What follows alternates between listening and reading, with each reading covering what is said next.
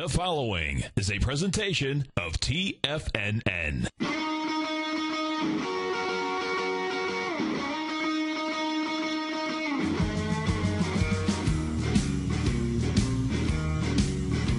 All right, welcome everybody to today's Options Hour. My name is Don Kaufman from ThinkorSwim from TD Ameritrade, and I'll be answering all of your option questions today live on the air. So definitely give us a call if you've got questions for us. And we're going to talk about a couple of the upcoming earnings announcements due out this week, talk about markets a little bit. But overall, again, this is a call-in show, so give us a call if you've got options-related questions, futures-related questions, options on futures. Really, if you just want to talk about the market in general, we'll definitely take your call. The number, 877-927-6648. And for those of you guys that do listen a little bit like last week, we're going to discuss some of that. You know, I'm a bit of a bear, and we're getting a little bit of a down move today. So, hey, I can't claim the victory when we have one down move in the face of, like, too many up moves, okay, day in and day out. So let's give you guys kind of a quick recap of the market. Also, those of you guys that are over in the Tiger Den, feel free to chat in your questions because that's what we're here for, is really to answer any of your option-related questions. Anyway, with that, let's jump in here, talk a little bit about the markets today, what I see going on, maybe what you guys see going on. Even the S&P 500 futures down about 1075 right now, slightly off their lows of the day, which is about 1305. NASDAQ futures down 16. NASDAQ's a little bit softer, obviously, today than the S&P. Bonds are actually rallying up a little bit today. Other thing, the things that are kind of in play right now, oil. Oil's actually been kind of a really big surprise just the last couple of trading days here. Oil now down $3.80 on the day after a very large down move yesterday as well. Gold also a little bit of a mover today. When we talk about some of the bigger stocks that we look at, Apple's flat on the day. Netflix, really a non-event. Google's down. Google, of course, has got earnings coming out later this week, and we're going to talk about that in detail because the options are indicating a decent-sized move inside of Google when the earnings come out. So we'll get into that in a little bit of depth. The other thing everybody seems to be talking about right here, silver, SLV, kind of in play right now. So we'll discuss silver. Again, if you guys have questions, you're sitting there listening in regards to really any option trades, and you know what, if you want to call up and say, hey, I've got this particular underlying and I'm thinking about doing an option trade on it, we'll even discuss with you different ideas, whether you're bullish, whether you're bearish, whether you're flat, which is neutral in the marketplace. You know, we'll try to come up and construct different types of option trades, give you a few ideas for your option trades there. If you want to discuss getting in a trade, getting out of trade criteria, anything, give us a call today, 877-927-6648. So again, kind of a quick recap of the market there. Pretty good down day. Things that don't really stand out to me too much. The VIX, the VIX is up basically $1 right now. Not actually a huge up move for kind of the S&Ps being down about 10 and change. Again, after we moved down this morning, we're kind of meandering, and we're definitely off the lows here of the day. But if you guys know and you listen to the show quite a bit, I am not much of a market technician.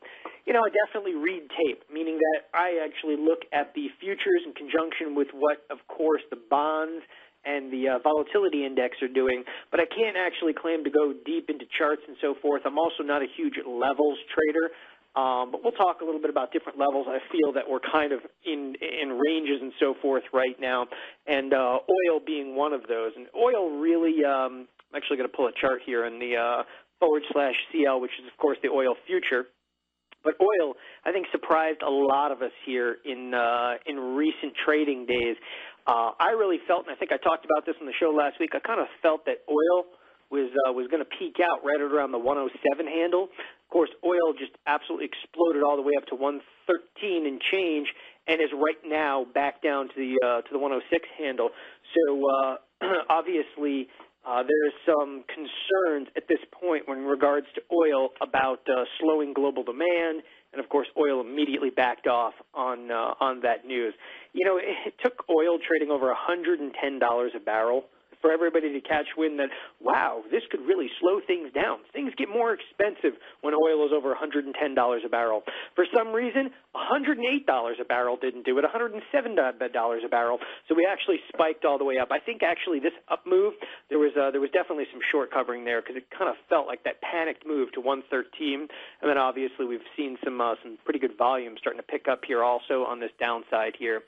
Anyway, with that, and I'll discuss oil, we'll discuss silver. We're definitely going to talk a little bit more in regards to a few trades I discussed last week here. We'll get to everything. But before we go any further, I think we've got a caller on the line. And, again, I encourage you guys to give us a call, 877-927-6648. The other thing is, feel free, if you guys are in the Tiger Den, I'm reading it right now, feel free to, of course, chat in your questions here, and if I'll do my level best to get to them. So we've got Ken in Louisville, Kentucky. Got a question about double calendars. Are you there, Ken? Yeah, that's Louisville, Colorado, by the way. Oh, really? Sorry about that, man. That's what they chatted in over here to me. Anyway, all right. I've been following your chats. What's hysterical? They just chatted in. My bad. All right. So sorry about that. What do you got for us? Been following your chats on ThinkorSwim and would recommend them to anybody. And I'm really getting a new appreciation for calendars. And however, I'd like to hear about the potential use or abuse of double calendars on indexes, especially understanding, the volatility characteristics of the call and the put calendars as you've discussed. So double calendars, great question. In the calendar, and you must have, like last week for some reason, I did a bunch of chats on ThinkorSwim last week. Last week became like calendar week. I think I did 3 or 4 different chats last week just about calendar spreads, answering some questions. And I've just been bombarded by emails and all kinds of stuff on that. So this is right in line with that. So double calendars versus single calendars. The first thing that I always talk about with calendars is calendars are very different in index products versus equity products. So the first question I guess I have for you, Ken, is that you're talking about double calendars in terms of maybe doing them on the spiders, or you're talking about utilizing a double calendar like in an Apple or a major equity? So far, the indexes. Okay, on an index product, I'm not a huge fan of the double calendar. And the reason is it's the volatility and the way the volatility skew works. That is, the calendar spread is an extremely sensitive strategy in regards to Vega, which is implied volatility. Right. And if you look at the characteristics of the calendar spread, when the market sells off, first of all, volatility expands, okay? And if the market rallies up, volatility typically contracts. Well, the calendar spread, all right, if you do an out-of-the-money put calendar, the market sells off, volatility expands. Ultimately, the calendar spread, the put calendar spread, benefits from the implied volatility expanding, and it benefits from the market moving down towards the calendar. Mm-hmm. But now imagine doing an out-of-the-money call calendar, all right, in a major index. As the market starts to rally up to the strike that you selected, like right now I'm highlighting, we're in the spiders. Spiders are trading at 131 and change. I'm highlighting, for instance, a 135 call calendar. And I'll just pull it up really quick. Just a real simple explanation here, like a May-June call calendar at the 135 strike. Is there a video right available? Now for about 85 cents. That sound reasonable in there? Yeah. Is there a video available on TFNN? I think there is. I think they've actually got me up on the video there for TFNN. How to do it, I have no idea, but definitely. The scenario you just outlined is the recommendation that Red Option put on yesterday. So I'll tell you why. I don't like this trade. So I'm a big position manager, and the reason I don't like this particular trade is, as we rally up, the implied volatility gets sucked out, of the spiders. And as it gets sucked out, it's going to hurt the back month June option. Now, it's not like a horrific trade. It's not like the end of the world. The call calendar can still be profitable, but as the implied volatility contracts, it's definitely going to narrow the range of your profitability on there.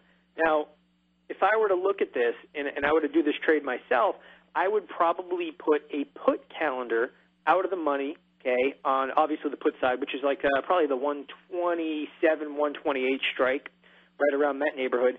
And if it were me, I would probably diagonalize this call calendar by $1, meaning that to offset the effect of implied volatility, what I would do is go by diagonal.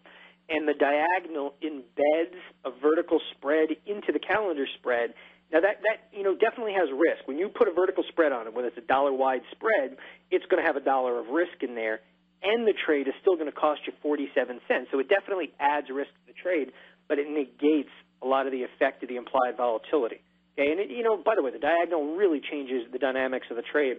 It's just a little bit more useful, I believe, inside the index-related products. Now, when it comes to an equity, I would place double calendars in an equity. I don't have a problem with that at all, because you're basically just trying to pick, and kind of strangle the stock price there with that double calendar, doing them slightly out of the money on the put side and the call side, which is fine. I'm just real sensitive to placing call calendars in index products. So to try to draw a conclusion that I can use, if you're going to do double calendars because of the pretty picture we get, do we want to diagonalize the call side? That would be more efficient. And that's, one of the biggest problems with the Analyze tab, and, I live and breathe on the Analyze tab because I help build a lot of that thing. But the problem with the Analyze tab is that it paints like this perfect picture. It looks like a little tent with 2 posts on there. I don't even have it up here. But ultimately, the picture that you see, when I say picture, I'm talking about the profit and loss graph. When you see that, I believe it's a little bit misleading because it's not taking into an effect that the volatility decreases as we rally up. Now, that being said, it's okay to do a call calendar once in a while on a major index if the implied volatility is already down fairly drastically. Okay, so in defense of people that have call calendars in a major index, if you feel the VIX is really towards the bottom end of the range, it's all right to buy them. The problem is I can't really give like a blanket statement to everybody on that regard because they don't really know what a low VIX is. And the truth about it is nobody really knows how low the VIX can go. I mean, I remember back in 2004, the VIX dumped under 10, and it was just like, this is just the worst type of trading. And you were able to buy call calendars and you were able to buy put calendars, and they were dirt cheap, at that time. So I don't want to give you the blanket statement, don't ever place a call calendar in a major index product. Most of the time, though, the volatility doesn't make it worthwhile to do so. And that's kind of the reasoning behind it. It's fairly simple, Vol contracts as we go up, vol expands as we go down. Yes. How about in the falling market like we see now, flipping a call calendar that may not work out as the market falls to into a diagonal, huh? Well, no, just to a vertical spread. In other words, sell the long and put your hedge on above the short call, and then you've got your credit to work on pretty far out of the money. So I can tell you from my own experience, so that's like what they call morphing a trade. If you like the Greek picture that produces, so if you're not just trying to fix a trade, I'm fine with it. But when you're trying to fix a calendar spread that's kind of moving away from it, oh man, I've created a mess, and I'll tell you a story from my own perspective. I basically, and I'll kind of relate it to the market right now. I basically put a calendar spread on, a call calendar spread. This is a couple of years ago, quite a few years ago, and I'll relate it to this example. So I basically had like a May-June call calendar spread on. Let's say it was 85 cents, where this one is right now, and the market moved away from my call calendar spread. So I was irritated. I'm like, damn, I'm going to lose, my 85 cents on this thing. So what I did is I diagonalized it.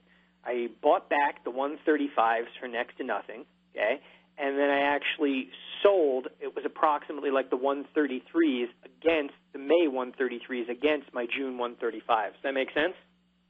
And you know what happened? The market rallied up all the way to about 137. So I got screwed on the calendar spread, and then I got screwed on the $2 wide vertical that I embedded into it. You sold short under your long. Yeah. I diagonalized the calendar spread. Okay, I'm having a little hard time picturing that because I don't have the video, but yeah, that sounds pretty... I took a trade that I could lose 85 cents on and basically turned it into a $2 and some odd cent loser. I mean, you almost have to try to do that, but So morphing the trade was like the worst thing I could have done. All I should have done is just ridden out the calendar spread for the most part, or I could have just opened up a new trade. So I've never been a big fan of like morphing the trade, because when you look at it in the end, the morphing the trade costs you commissions, right? And it adds more risk. So at that point, you might as well just open up a new trade and just let it kind of roll. And that's, again, that was going back like, I want to say like 10, 11 years ago. And what's really funny about that is I still, to this day, I hear about that one. You know, Tom Sosnoff, he never forgets a trade, absolutely never forgets. I travel around with him, and he's like, hey, remember that trade that you really sucked on a couple of years ago? So it's good stuff. It's good stuff. But I never remember winning trades. I only remember the stuff that I blew myself up on, and that's one of them. You know? But, yeah, I think you definitely have the general idea of how it works. I got to tell you, from my own perspective, I don't use a lot of diagonal spreads. I have tendency to use vertical spreads separately from calendar spreads, and the reason I do that, and this is my reasoning, I have trouble tracking my inventory because I keep, at any given time, I may have 30 or 40 strikes covered in the spiders. I like to trade really small and try to build this big inventory, and I tend to lose track of the diagonal. So I split my calendars out from my verticals, and I find it a lot easier, but that's just me. Are you talking about subgrouping? You know, I do subgroup on the monitor tab, and you can subgroup on there. I actually hate that feature.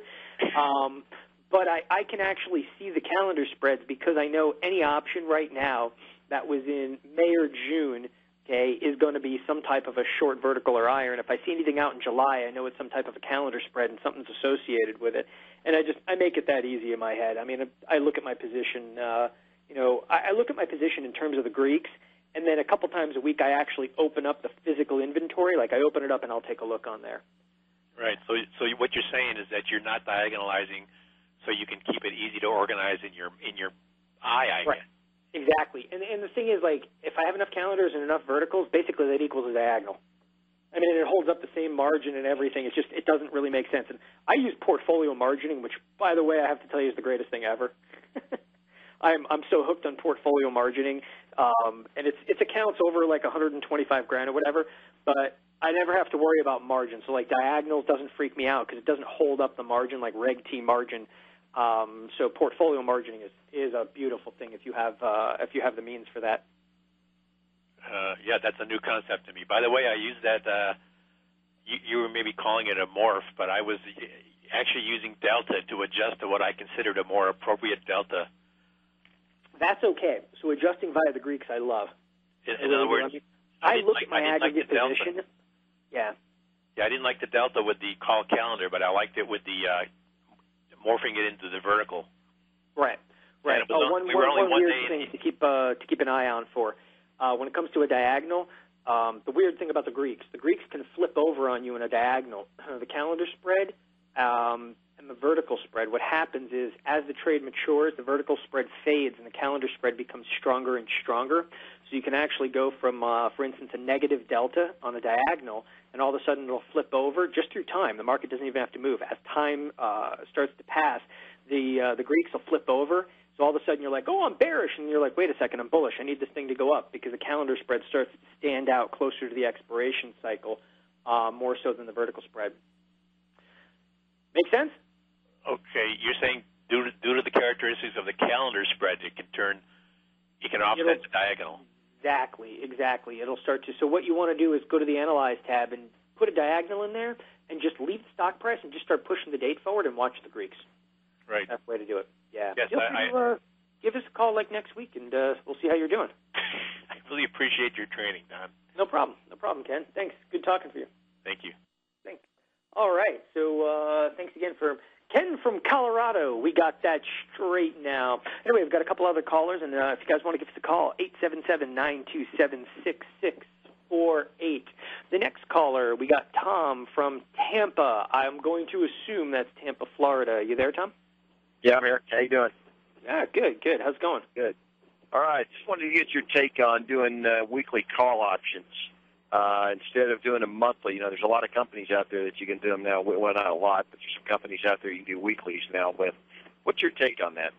I love it. I've done tons of seminars and weeklies. So I'll tell you a little history on the weeklies product, and then you on ThinkorSwim or are you not on ThinkorSwim? No, not yet. Okay. I mean, I've got another. The reason I ask is we've got a drop-down menu here on ThinkorSwim that shows you every product that has weeklies listed on it. So I can tell you every single stock. I just pulled it up here on my screenshot. Every single stock that has weeklies listed on it, you can now see. First thing I always tell people about weeklies, and a lot of people don't know this, is the weekly product was originally designed by Tom Sosnoff and Scott Sheridan, who were the two founders of ThinkorSwim, and they sold it to the Chicago Board Options Exchange, the whole idea behind like the weekly expiration. So we're really familiar with it, and that was about 7 years ago. And the irony is when we first were in the development of the product, it wasn't called a weekly. The guys actually called it a quickie because we thought it was hysterical and the marketing would have been great. But the Chicago Board Options Exchange changed the name. Anyway, so when I say I stand behind like the weekly products, I mean, yeah, I know the guys that developed the entire, design and expiration of it. The way options decay, weeklies are fantastic. And the best way to get kind of accustomed to trading a weekly is to probably utilize the covered call. It's so straightforward. Okay. If you own the underlying, it's great. And the real reality behind this, and I think I've talked about it on the show before, is that options decay at what's called the square root of time. What that means, if you have an option for a month trading for $1, it means an option for 2 months is not trading for $2. An option for a month is trading for $1. Okay, the same strike the next month would be trading for $1 times the square root of 2. What that basically means is an option for a month is trading for $1, an option for 2 months is trading for $1.41. Okay, so it makes more sense to sell an option on a monthly basis. All of a sudden, we now introduce the weekly product, right? So if you have an option for a week that's trading for $1, an option for a month is trading for 1 times the square root of 4, assuming there's 4 weeks in the month, and that's only $2. So why not collect $1 every week rather than sell an option for a month for $2? Yeah, you're generating that weekly cash flow. It's great. It is great. I mean, listen, the covered call is, a decent strategy. Just remember one thing about the covered call. You always want the stock to go up. People always try to buy stocks just to sell the call, but you're buying the stock because you believe in the stock, and you're selling the call to bring in premium. Yeah. Right. Well, what I did, I bought the puts also 2 months out into May, which, believe me, I got up this morning, and I'm glad I did. I did it on RIM, as a matter of fact. I went ahead and exercised and made a profit. I didn't go out. I didn't take the Aprils. I took the May calls. I went 2 months out on them, and with the same strike price as my calls. And it actually, it's a strategy I read about somewhere, and I tell you what, it really worked out nice this morning. So you're buying puts 2 months out and then selling calls on like almost a weekly basis? Right, that's correct. Okay, so basically you're trying to finance the cost of those puts by selling calls against it. Right, utilize them as insurance. Yeah, that's actually, and I've heard people call that like a slingshot hedge, or it's a form of what's called a collar. And, there's nothing wrong with that.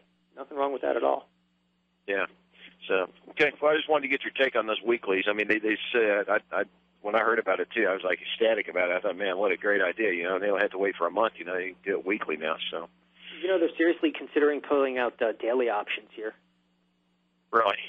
Yeah, they're going to do daily options. I mean, the exchange has finally figured out if they develop the product, people trade it. I mean, the weeklies, the volume of the weeklies has exploded. Internally at ThinkorSwim TD Ameritrade, our daily volume is enormous. When the product hasn't really even been that popular for a year, the percentage of the order flow that it makes up over at our firm is pretty huge. Wow. It's actually kind of staggering how fast it took off, that particular product. Yeah. So, it's a good idea. Glad to hear it there, Tom. Yeah. Okay. Well, appreciate it, Don. Thanks for calling in. Yeah, thank you.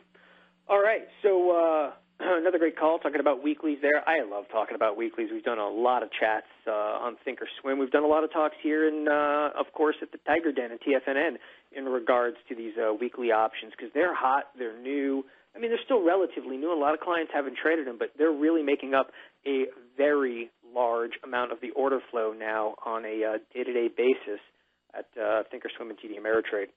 So with that, if you've got a question in regards to really anything options related, if you just want to talk about an underlying and try to you need some help or an idea with building an option trade, give me a call, 877-927-6648. We are going to take Mark from L.A. Mark, he's got a question about the Qs kind of rebalancing. Are you there, Mark? Yes, I am. Yeah, I guess they're rebalancing in 3 weeks. Apple's losing 8% plus of their weighting. What do you make of the Qs after that? Sounds like Apple. They would go slower.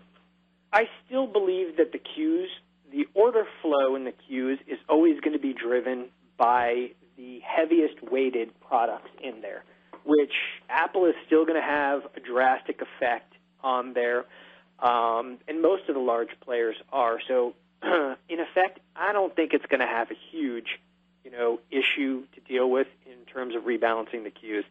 Over the years, man, we've seen them do this like time and time again. But, I think it just made for some interesting media when they said, ooh, we're going to rebalance the Qs. For some reason, everybody in the media tended to jump on this one, and I'm not really sure why. I know Apple's been getting hammered ever since that. The news. I mean, for the most part, though, but, I have the belief that there's Apple ultimately has been sitting there waiting to get hammered regardless. I mean, obviously it's down to 330 and change right now, but that stock, I mean, the whole world was saying, weeks ago was overbought. It may have just coincided with this. It's kind of like buy the rumor, sell the news kind of thing.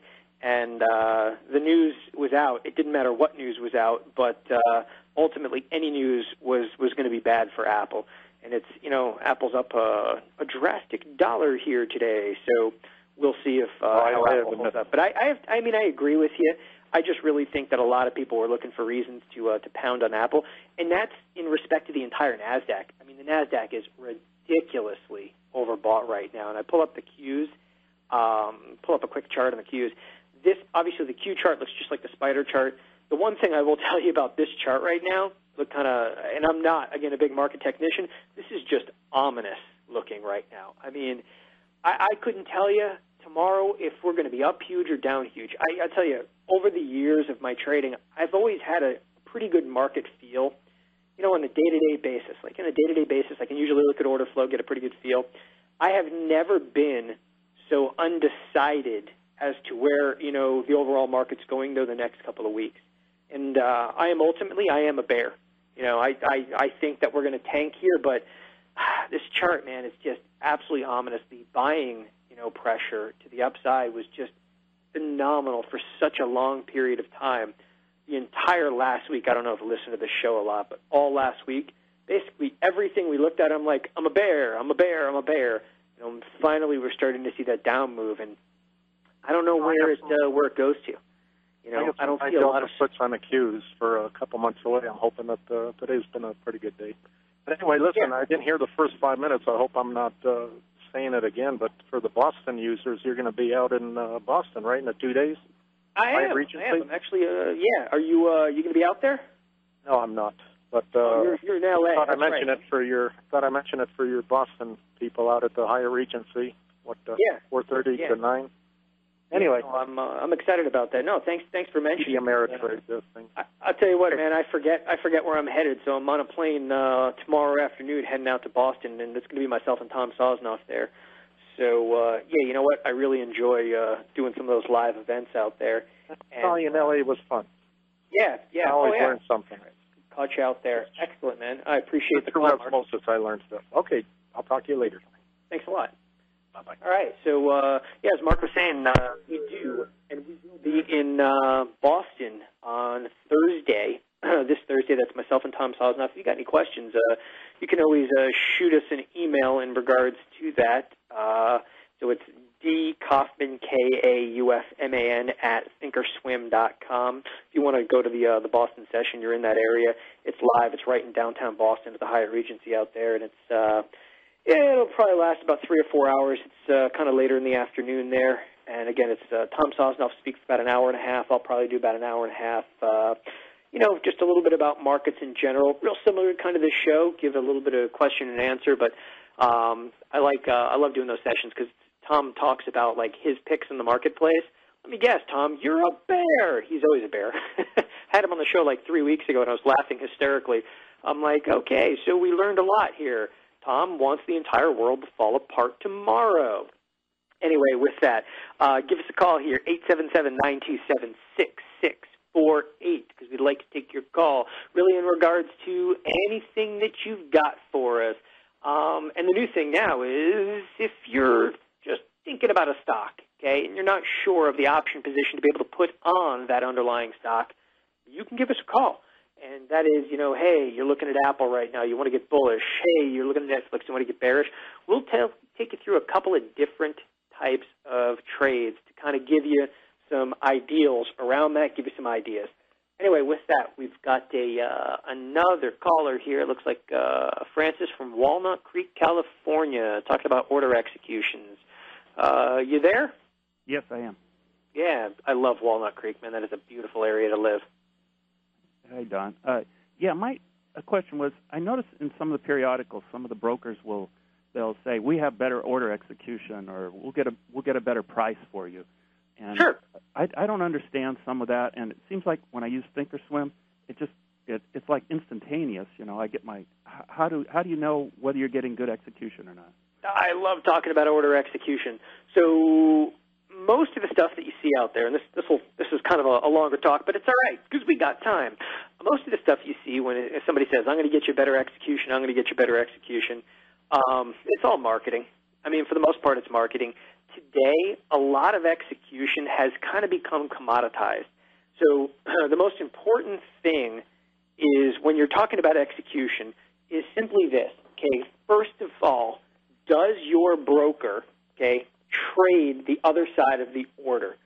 Many, many big brokerage firms out there, okay, literally take the other side of your order flow.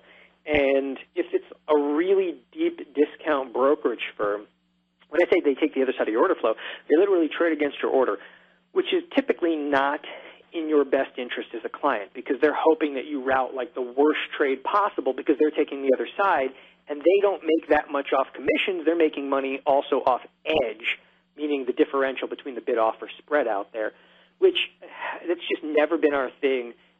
And TD Ameritrade doesn't do it, and ThinkorSwim doesn't do it. So that has a big effect on execution. The other thing that has a big effect is speed. Okay, when you think about a trading application, you don't want to be necessarily on web-based trading for speed of execution. The best executions you're going to get are always going to be on software-based platforms. That is, again, I'm talking about ThinkorSwim here, but on all the different brokerage firms out there, when you click on something and look for an execution here, like literally I just clicked on something, I can now see 9 different exchanges. I can see who's got the best bid, the best offer over here. So there's a lot of clarity to what I'm doing. If I were to just buy, one of these things for 98 cents right now, let's do it. All right? It's instantaneous. And so I just filled that particular trade. I just bought one. It should be about 2/100ths of a second before the message comes back. And what we actually do is we route based on, obviously, and you can see the clarity of the markets here, who has the best price at that second in time. And that's when it comes to options trading. We route you to the exchange that's got the best bid or best offer, okay? And that's ultimately what you want to do. Now, the reality is, again, with most software-based broker-dealers, everybody is lightning quick. So what you want to ask is, are you taking the other side of my order? And that's a big deal. So all brokerage firms send order flow to the exchanges, and the exchanges actually pay the brokers for sending them the orders that way. But to take that a step further, a lot of brokers, again, literally have a trading firm, and that's how they're most profitable is by taking the other side of the order out there. And it's not to say that they're not giving you decent fills. They're just not giving you the best possible chance because they're giving their own traders a first look at that. And when it comes to trading today, everything here is pretty much computerized. When I just routed into the queues, instantaneously filled, obviously that's because there's no market makers involved. When you start to trade things, though, like the SPX options, that's a scary market because that ultimately, the SPX market is really a lot still open outcry. It's partially electronic out there. So does that kind of shed some light on it? I mean, that's in regards to options. Yeah, Don, go ahead. On the confirmation slip, do they have to list whether they're agent or principal on the trade?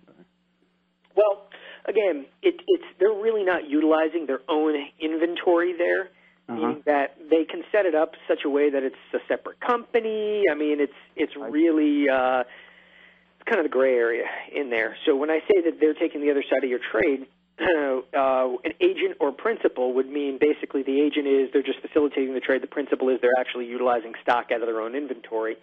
It's very, very different when it's a market-making firm out there because they are completely, they say that they're completely segregated from their brokerage firm, but they still look at the orders first. So, no, it does not necessarily have to be there on your statement. Okay. Now, that would be with a prime broker-dealer. If you're with, like, a Goldman Sachs, they're going to tell you if they're an agent or a principal in there. Obviously, that's a little bit different also how they're going to charge you commissions, too. Okay. Thanks a lot. Yeah. Hopefully that sheds some light on there. So if you got any follow-up questions, because, again, stock routes a little differently, options route a little bit differently, and futures are also a different animal as well. Okay. Great. Thank you very much. All right. Thanks a lot. Thanks for giving us a call. So, that's kind of an interesting question. It's kind of the side of the business that you don't get to talk about all that often. It's not all that exciting. You know, people are like, oh, wow, really exciting. I got to hear about orders, getting filled. But, you got to realize that, trading in general, if we could save you a penny, if I could just save you a penny once in a while, and when I say save you a penny, not because we have really good order execution systems, not because we have speed or functionality, if I can just teach you guys how to save a penny here or there, a penny on one contract's $1. To this day, most people give up more in the bid-offer spread than they pay in commissions. So you always get, like, people that are emailing me on a daily basis. They're like, oh, commissions suck. And I'm like, did you see the way you got your order filled? I'm like, you want to talk about a problem? That's the problem here. I'm like, if you could just save a little bit in the bid-offer spread, then it would more than pay for your commissions. And then they usually email me back and say, ooh, what do you mean? I go, don't trade a stock called Joe's Tree Cutting Service that basically has 10-cent wide markets. I mean, that's really a big portion of this business is you want to trade things that are liquid. And pretty much every symbol I've got up over here is a liquid underlying, all right? So people always pull up stuff that's got like zero open interest. And I usually keep this up. Volume and open interest. I mean, look at the volume today on some of these strikes. Yeah, it's traded 10,000 contracts here in the Qs today. That particular strike, 20,000. And the Qs are not the most liquid. You pull into the spiders, and the spiders, it gets serious. I mean, here we have 50,000 contracts. That's just the volume on the day. It's just craziness.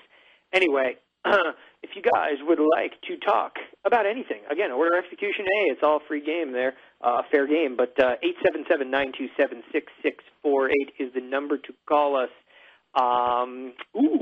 And I think we have Jim from Palm Harbor got a question about ERY options on there, and I'm pretty sure I've talked to you before. Jim, are you there? Yeah, we have. Thanks to your tips last week, we sold TVT puts, and when TVT moved up, closed them out and took a profit in them last week.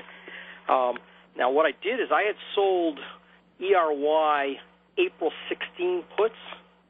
I collected premium at $1.40. Okay. And right now, ERY's for round numbers is $15.40, so technically that option should trade for $65. It's trading bid-ask really wide at $75.95. Yeah, that's pretty brutal. I'd actually route an order right into the mid-price and see if they come to you. The volume's really low in there. They've only traded 10 today. Right. So, I mean, I'm prepared. If they put the stock to me at 16, I'll just, after hours at 4:01 on Friday, I'll just go ahead and put a buy order and close it out, and, I'll be long the stock, short, or I'll go ahead and sell it at 50, what I need to do to close it out. But I don't want to give away pennies on the spread, and you were just talking about pennies, and I just didn't know on a thinly traded product if there's nothing you can do.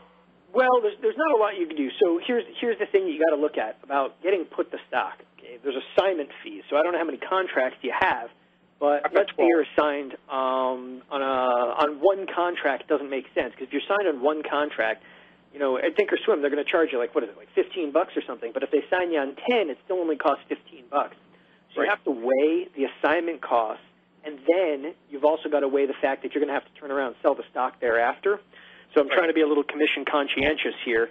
And if your stock fees, hey, it's $15 for the assignment plus, let's say, $10 to blow out of the stock, now you're up to $25. All right? The number of contracts that you have open equate to that. And you might be surprised here. If this was my trade, I would try to pick them off right about the middle here, okay? And I would probably fire a one lot just to really piss them off and just keep working like a one lot. If the one lot fills, work another couple at that level. But a lot of the times on an underlying that's not very liquid like this, you may get either you're irritating a market maker because you're standing in front of them in line because the customer order will show up there. Like if you try to buy this or sell this for 85 cents, it's going to actually move this quote to 85 cents, right? Right. But ultimately, what it'll do is if customer orders come in, you're going to get facilitated on that customer order first. So you could just rest them in the book for the next 3 days and kind of let the market makers figure that out. But this is a really wide market in here for sure. Right. And I've got 12 contracts, so I mean 10 cents is $120 and 20 cents is $240. So I don't want to give away that much. It's been a profitable trade. I mean, I sold them for $140, and now we're talking 60 cents. So it's been a good trade, and I just didn't know if there was any techniques or strategies on options expiration week to go ahead and. No, you know what? If you look at this thing, so, I mean, this put is in the money, so you can actually pull it over here. Oh, I can pull up, the intrinsic value is obviously 63 cents. The whole trade is going for between 75 and 90. If you can get out somewhere near the middle of this, the give up is not as much as you think it is. So they just moved the market on here to 75 $1 because they probably hear me talking about it, right? It's all a conspiracy. But, no, seriously, I would just try to work this order very, very close to the middle of that bid-offer spread and see what you can kind of do. It's not the easiest thing to get out of, but you're exactly right. To give up 10 cents would absolutely pain me. To give up 3 to 5 cents, it's not the end of the world. But in the future, it's like, you got to get out of this thing, and the closer you come to expiration, the worse it's going to get. Okay. If you have time for a follow-up on TBT, obviously we had a flight to quality to bounce back. They bounced back up a full point. Looking back again to sell, figuring that interest rates are going up, TBT is going to go up, which is a short inverse on rates. Do you see as selling a put strategy to take advantage of TBT going up between now and May? Yeah, absolutely. Nothing wrong with that whatsoever. Just, TBT really got ahead of itself the other day. I mean, obviously it tore to the upside in a couple of trading days, and today it's having its kind of, trading back down a little bit. But ultimately, this underlying is in a good trading range at this point. All right, so as it's going to channel, I believe, for quite a while, I don't think we're going to see it take off drastically here to the upside. Obviously, we know sooner or later the interest rates are going to rise, but obviously also we're fighting the Fed a little bit in that regard as well. Mm-hmm. So this thing may stay range-bound. If you're going to trade it, it's tough, though, right now to sell put spreads. They kind of sucked the volatility out of those May options. They really did. I'm looking down here. I can't believe how low it is. It's 25%, and even if you sold the May 36, you can only get 46 cents. It's really almost not worth it to take the risk to put on that. So when I look at this, I agree with you. It's almost like not really worth taking the risk. When I look at this, it tells me something, though. It tells me the options basically in May are telling me that we're going to be very much range-bound. Because if I were to add up the at-the-money straddle, okay, so looking at the at-the-money straddle, which right now we're basically at $38, the entire straddle is trading for, $2 and about 30 cents in here, and that's just, it's not a lot. So they're only estimating, if I'm adding up this 38 straddle here for May, they're only estimating, approximately a $2 and change move up or $2 and change move down based on the option premium. They've really kind of, again, sucked the volatility dry a little bit out of the TBT. That being said, one thing is be careful with this TBT because obviously it has a decay rate associated with it because it's a double inverse. Okay. But otherwise, no, it's this is definitely still in play. The better strategy to look at, maybe not instead of selling a put spread, is a little bit more aggressive, but you might have to buy like an in-the-money call spread, like the 37.39. I'm playing around with it. Yeah, the 37.39 actually works right now pretty nicely. And the reason I say that the 37.39 spread in May is trading for 98 cents. It has no extrinsic value really what to speak of. The trade is risk $1 to make $1. It's a $2 wide spread trading for $1. But it has $1 of value because we're at 38 basically right now, and that's the way I would actually look at trading TBT right now. So I don't want to put my neck on the line, but this trade's got a 50-50 shot. And, if we rally up, sell off, doesn't matter. You're risking a buck to make a buck with about a 50-50 shot in there. Okay, great. I'll look at that. And if you have no further calls to end the show, can you look at how you'd look at the open interest on Google to try to figure out where that may be pegged in a range, and I'll hang up. So I was going to talk about Google, so thank you for bringing it up. When I don't have a lot of calls, I usually write a couple things down. I never get to them. But Google, so let's just talk about Google in general. Google obviously has got earnings coming out. Also, kind of the hidden one out there, Bank of America's got earnings coming out, and it's going to be, I believe, on April 15th before the market. So watch out for Google earnings. Watch out for Bank of America. They are market movers, and people don't get that. Google can move the whole market. Forget about its market cap. Google will generate order flow against the NASDAQ. Okay, so you have to be watching that. Google earnings, obviously, on Thursday night. The one thing you want to look at is the at-the-money straddle right now with 3 days to go. All right, the at-the-money straddle, when I say the at-the-money straddle, we're basically at 570. So take a look at the 570 calls and the 570 puts. It adds up to about $25. Take a look at the market maker move over here. It adds up to $25. Okay, they're indicating right now about a $25 move up or down with 3 days to go to expiration. And there's a 68% chance that we're going to stay in that range. So what will happen is the closer we come to expiration, my guess is they're going to expand out this volatility even more to keep it right around this $25 range. Granted, Google in previous earning announcements has traded right around that $40 straddle. So this one's actually indicating not a massive move. Google lately has been trading more like an index than it has like an equity. I mean, Google's kind of like the staple out there. It just kind of came out of nowhere, but it's been very range-bound, very systematic, and it's trading, again, more like an index than an individual equity. That being said, the earnings, on Google, whenever they come out, Thursday of expiration week. Thursday after the close, and we expire on Friday, so that's why they've got all this built in there. They always do that, and I got to tell you, that is always a wild thing to come out. The one thing I will tell you about Google, though, of all the times that I look at these at-the-money straddles, and they say, okay, it's $25, meaning the market makers are pricing in, the options, I should say, are pricing in, that this thing should move up or down $25, okay, or somewhere in that range. There's about a 68% chance of doing that. The problem with that is Google has been the one outlier that'll blow it away once in a while. Exactly. So when it comes to Google, be on guard. If you're going to trade that expiration earnings, be on guard and trade it really small. No, I've learned from experience that you're better off to wait till the morning after and then put on your trade and watch them suck the premium out of it than trying to anticipate one way or the other. Yeah. So, and again, this one's weird because, this is not that big of a move. $25 move on Google's not that big. It's been trading to 40 to 42 in the last couple expirations because I track Google pretty closely. Honestly, don't even trade it myself, but I track it because this is the one I get a ton of questions on. I track Apple, Google, Netflix, a couple other ones just because we get a lot of emails, a lot of questions on it. But, no, it's really interesting to take a look at this market maker move and keep an eye, again, at the at-the-money straddle of this underlying Google right before it releases earnings because, he's mentioning $25 is 5%. That's nothing. Google can move more than that. I love reading the chat over here.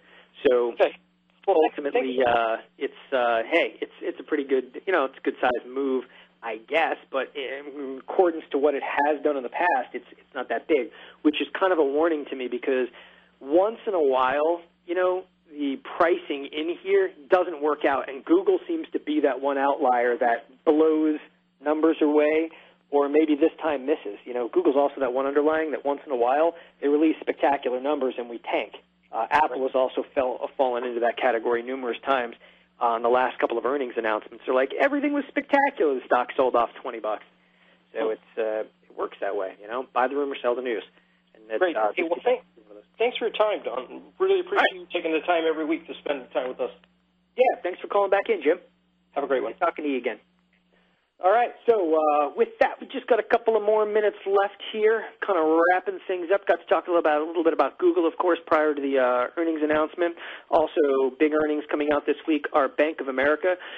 Do we expect anything from Bank of America, it doesn't really matter because this, again, could be a big market mover over here. Whether you expect it or not, it's something to definitely keep an eye on coming into its earnings announcement. Because, again, Bank of America is obviously a huge component of a lot of major index products out there. It's got a lot of market weight, and I'll tell you, there is some big numbers in terms of open interest and volume here in Bank of America. So obviously everybody's keeping an eye on that. That being said, the market maker move is not indicating a very large move either up or down on this right now. And its implied volatility really hasn't spiked all that much coming into the earnings period. The market maker move right now is showing at about 53 cents. And if you take a look, the 13 puts here with 3 days to go are trading for basically nothing, 67 cents. And the 14 calls are trading for 8 to 9 cents here. So what's interesting about the Bank of America earnings is they're indicating nothing is going to happen. I mean, you can buy this straddle for less than like 15 cents, about 15 cents right now, and sit on it and see what happens. Well, it's more like 16 cents you could probably get it for right now. 15 to 16 cents, not a half bad market. You know, I'm not a big buyer of premium here, but if something happens in the next couple of days, the next 3 days, that is, this could be an interesting and profitable trade. You know, that's the only trade there is here. There's nothing else you can really do other than possibly buy, you know, the straddle and pray that we, you know, tank or pray that we rally over here. That's, you know, hey, it's a shot in the dark on Bank of America, but they're indicating not much of a move prior to its announcement. And you can see that what's interesting about B of A is it's pinning right now at 13.50 and change, right in between strikes over there. Well, we'll see coming closer to that earnings announcement what will happen. So, again, the market, in kind of a recap today, S&P is down about 7.5. NASDAQ futures down about 12.25. Bonds are actually up today. Again, the big mover on the day is, of course, oil. Oil is now down about $3.70. You know, we haven't moved a whole lot since we've started this talk about an hour ago, kind of meandering midday, which is just fine. So keep your heads up for moves later this week. Again, as Google releases, we have an earnings announcement. That's what it's all about. So thank you guys very much for joining us. We will be on next week on behalf of myself, TD Ameritrade, ThinkorSwim. Thank you, everybody, for joining us for the Options Hour, and bye-bye.